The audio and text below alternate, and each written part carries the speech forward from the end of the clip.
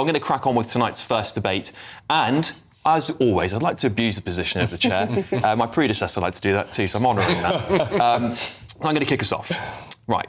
Burning the Quran is wrong, but it's not illegal. Multiple stories throughout the last 9 months have led to increased speculation that Labour will introduce blasphemy laws and Islamophobia laws within this parliamentary term. Furthermore, there is great concern some of these laws may be introduced by the back door from an overarching and activist judiciary system. Earlier this week, Adnan Hussein MP was met with a severe online backlash as he seemingly conflated race with religion. This is not the only example of this conflation, though, is it? As Labour's own definition of Islamophobia, written by, well, in my opinion, the wettest Tory in the land, also conflates racism with Islamophobia. That was Dominic Grieve, former Tory MP.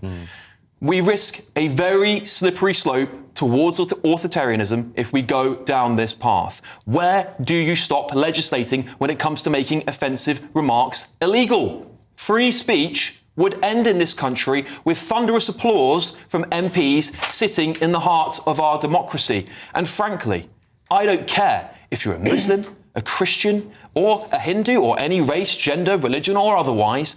If you don't like our modern values and way of life, you have the right to freely live somewhere that aligns with your desired culture. Don't bring it on top of everyone else. It cost us hundreds of thousands of lives to protect free speech 80 years ago, and to slip into fascism because of vocal minorities because of their attack on free speech, essentially. Well, that would dishonour those veterans less than a century later. Well, Kai, I want to talk to you first about this because there is a lot of concern Labour are going to bring in these Islamophobia laws. Of course, you know, we've seen multiple stories over the last 9 months that may allude to this. The judiciary seems to be massively overreaching in this area, sort of constructing its own laws, in my opinion. What's going on? Why has this only happened in the last 9 months? Look, there are hundreds of new Labour MPs, right? Now, to say that there are concerns that the Labour Party is going to introduce blasphemy laws is ridiculous. Just because a few MPs, and I'm pretty horrified by some of the questions in Parliament asking, will the Prime Minister commit to measures prohibiting the desecration of Abrahamic religions texts? That's ridiculous. But to extrapolate that and say the Labour Party is pushing for blasphemy laws is just as ridiculous. OK, but can I just ask you one more question? Hang on. It's not going to happen. Because in Labour's own set of rules, and its party rules, it defines part of Islamophobia as racism, buried in racism, or something along those lines. How is racism and religion, how are they the same thing? Is Labour got this wrong? No, not at all. And hang on, they're not conflating. No, they're not. Because we know that people who are Muslims are also usually from a different ethnic background than white Britons. Hang on. What race are Muslims then? They're not a race, but as you I just said that it's the same thing. No, I didn't. No, I didn't, Alex. You know that. What did you say? Well, let's clarify. No, I'm saying that there's a correlation. And so actually, sometimes when you talk about issues of religion, you can also talk about issues of race, and they are, it makes sense to talk about the two together. White Muslims? Yes. Would they not fall under your definition? As you know, I just said that the majority of people who are Muslim are also not of white British background. So how does That's not the same as conflating the two. It still doesn't make sense. No, it does. How does that work with Catholicism then? Because people from the Caribbean are Catholics, people from Italy are Catholics. They're all different races and they're one religion. So how would it work for them? Well, if it was Catholic phobia, how would that work? Well, if 90% of Catholics, for instance, were from South America, say, and were from a Latino background or whatever, then there would be a relevant comparison to make between race and religion. I mean, this is just completely ridiculous. It is fair to talk about Islamophobia in racial terms because of the makeup of the people who worship Islam. All right. Let me come on to Trey here, because I'd love to hear your thoughts on this. Should we legally be allowed to burn religious texts? Like honestly, guys, I think we shouldn't be. I don't think we should burn any religious texts. I mean, again, all Abrahamic religions, right? You got whether it's the Torah, whether it's the Bible, whether it's. Why do you want to do it? What message does it send that you want to desecrate books that are sacred to so many people? We're talking about billions of people, it shouldn't be. But that's a different conversation. I would never burn a religious book because I've been brought up to be respectful. And it is about respect, yeah. But I still think that it shouldn't be illegal to do so because it's a freedom of expression. And the problem that worries me is we see other religions stamping on burning our flag, burning the Bible. And nothing that's equally happens. wrong, though. Well, those things are equally wrong. Nothing happens. So my argument would be to you, Trace, where does that outrage stop? Because you're basically banning the idea of burning a religious text because of offence caused by people, because it's offending people. It's actually deeply offensive. Okay, well then do you ban burning flags? Because some people would see their religion a flag is different. I think a flag might be different, but I would probably even include that, potentially. Okay, Why can't we hold some things in society as sacred? Things like religion, things like people's nationality. Why not? Will, what happens if we continuously ban things because people are outraged by them? Then more and more things get banned until you have one singular ideology which is enforced by the state. That's called fascism, and that's why we support freedom of speech. Trey, you've just said these things are deeply offensive.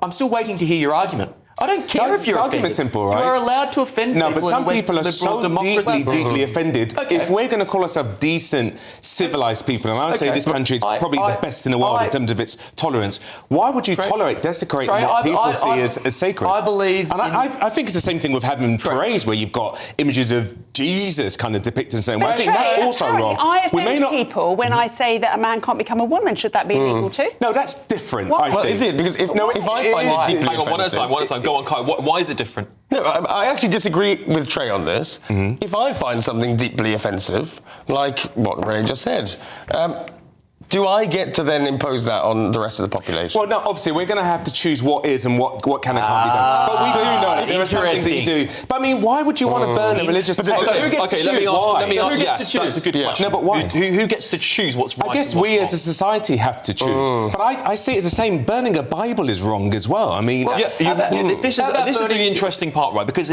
I believe it's wrong. I wouldn't burn any religious text, personally. Why do it? But I want people to have the right to do it. Like the same way that when the Charlie Hebdo attacks happened in France, I want the right for people to be able to mock religion, mock whatever thing they can mock. Any should be able to mock and make comedy out of anything. How about Burning on Liberty by John Stuart Mill? I think I care about that just as much as someone who cares about a religious text. Is that allowed to be? But guys, they look at it like this, right? As a society, we seem to have slipped to a point where nobody believes in anything. Don't you want to stand up for anything? No, we talk about the monarchy. I'm quite pro-monarchy. Can we not stand up for anything? I wonder, Trey, if this slippage applies to being offended.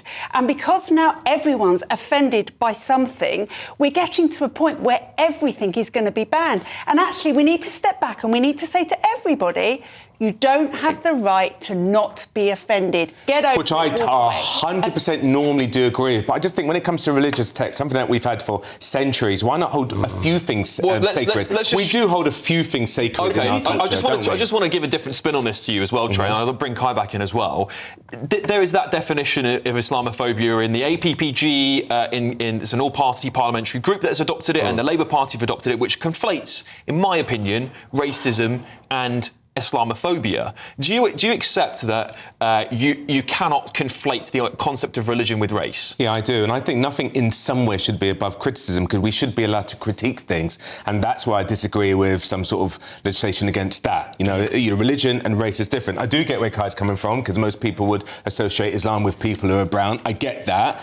But we should be allowed to debate and talk about stuff. But as a society, some things we should agree with, it's just wrong. Now, I don't mean throw people in jail, but maybe a fine, something that reinforces that we just don't tolerate this. And I don't care whether someone's Jewish, Muslim or Christian, hold something sacred. Would you guys not agree? Yes, but what I would argue is sacred trait is the right of freedom of expression. 100%. Right? So my argument for this is that we decided all the way back in 2008 to banish blasphemy laws in the United Kingdom because what we hold more sacred than anything else in 2025 and our modern Britain is our right to freedom of speech and our right to express yourself, even if it causes offence to people. And that's one of the things I want to protect. Would you be okay no matter what the category is? For instance, there are some people who are talking about MAPS, right? Minor attracted persons, for instance. Would you be okay with that being said out loud, for instance? People do talking about it and advocating for it. You're talking about something that's illegal. Paedophilia is So illegal. some things are illegal then? Yes, it's illegal. Right. The act of it is illegal, but that's different because that's causing harm to somebody. There's a difference between being offended and causing harm. Talking about it, people talk talking about it all the isn't time, illegal, right? yeah. So people talk about it all the time, and I'm offended when I hear it, but I actually would rather they said it out loud, wouldn't you, Will? Rather they said it out loud than it go underground. Of course I would, and that is also a really good argument. But there's a really simple point here, and that is, as a society, we have forgotten that there is a distinction between things that are morally wrong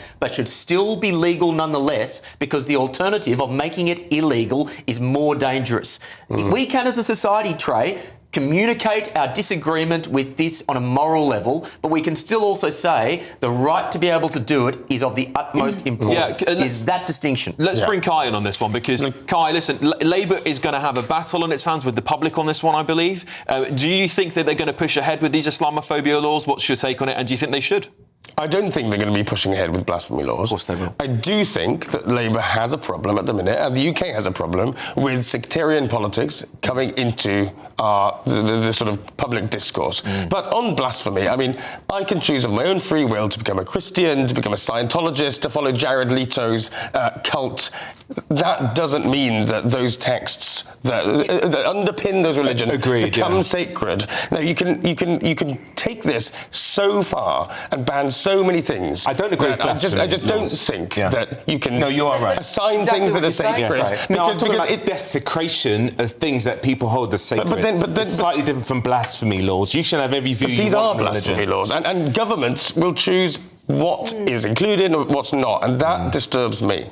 Yeah, I find this whole debate really disturbing, because I felt like we had settled this a really long time ago. And what I value so much more beyond anything else is our right to freedom of speech. I'm seeing that under attack more and more often. I'm seeing the justice system become two-tier on this. If there is an Islamophobia law that comes out, that will certainly give some more people privileges over others, particularly people who follow the faith of Islam. Blasphemy laws were only repealed this century, also. Yes, that's 2008. Yeah. But we have decided since that shouldn't be the case. That's the point, right? So we have lived all this time without them. And Alex, to your point, we're never having this conversation if there's any sort of offence that is given towards the Christian faith, for example. Yes, this that's only very ever comes exactly, up and that is with the Islamic issue, I faith. think. We're talking about all of those faiths. Right? Yeah. We're talking about Judaism, we're talking about Christianity. They're all literally Abrahamic religions. This is the inevitable consequence of policing speech. It is inevitably subjective.